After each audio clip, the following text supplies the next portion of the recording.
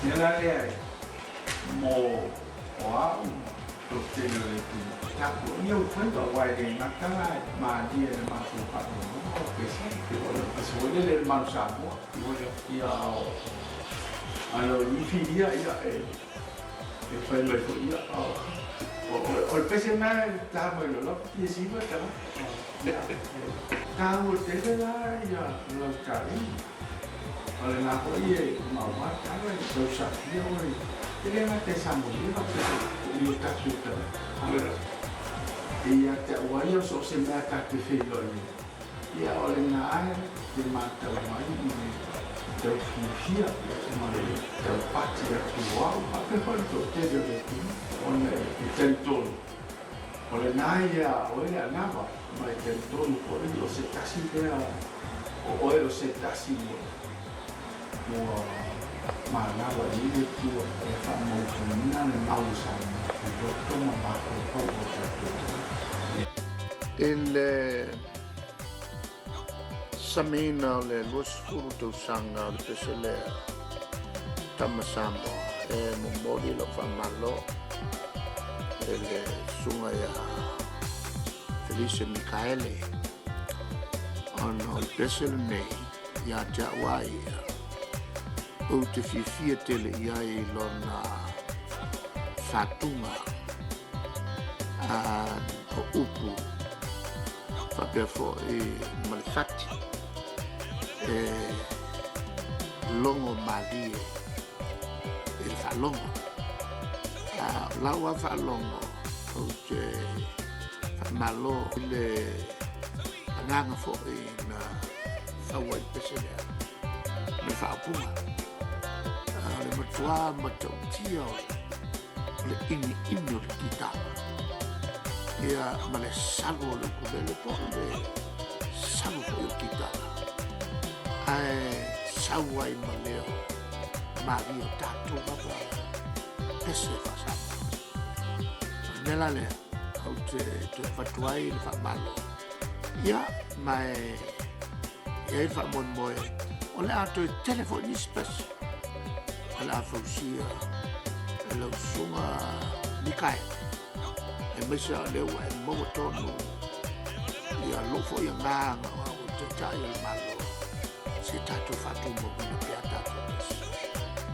ina ia aninga tua il Pasifika ile taimia te falo o ele o mali le tio ono le pese masa so fo Pas taimo la no un paio o mo ne spiaci e pero e tuai la suma Felice Michael o buono che siete ne pese ona ma nei o lo saminga ma nei al pengol fatti ma nei al fitoi le mon upu ma nei e la mona uma el tapo inga sa mo so stalonga Elena alman Samoa. E fa peso sta longa lava ti fie umo tanante. Fa longa e nei peso sta viene lei. Ma nei le tausiva. Al tua pese lava le. Sigo fa Samoa moni lava. O ti fa tai e tuai i lo sunga Felice. Mo le ngalu na tele te maho fauina patio neke. A toma fa opuna. Ta lo fa Samoa. O le nei pese ua whamantuina lo na lua se futau sa o le tama Samoa. O se pese pito siri leo na tau. O se pese ua o ngā. Mo so se tālonga le tini. O le mele whaftai e fo iwi. Le sunga e a suao Felice Michael. O no le whatuina o le nei pese. Wa po fea lava o le lalolangi e no fo i Samoa e whalongo le pese lea. Ia e manatua si o nā tini. E maisila na tapo inga.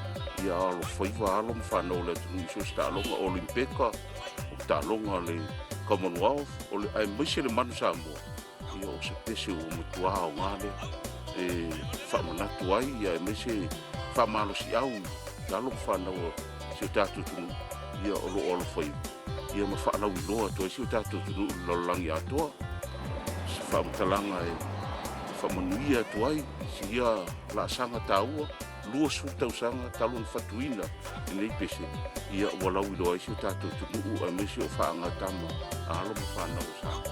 Ia, le ngai pese o le tama Samoa o se pese e wha Sofia e ma wha no to tele ina e le tako man Samoa.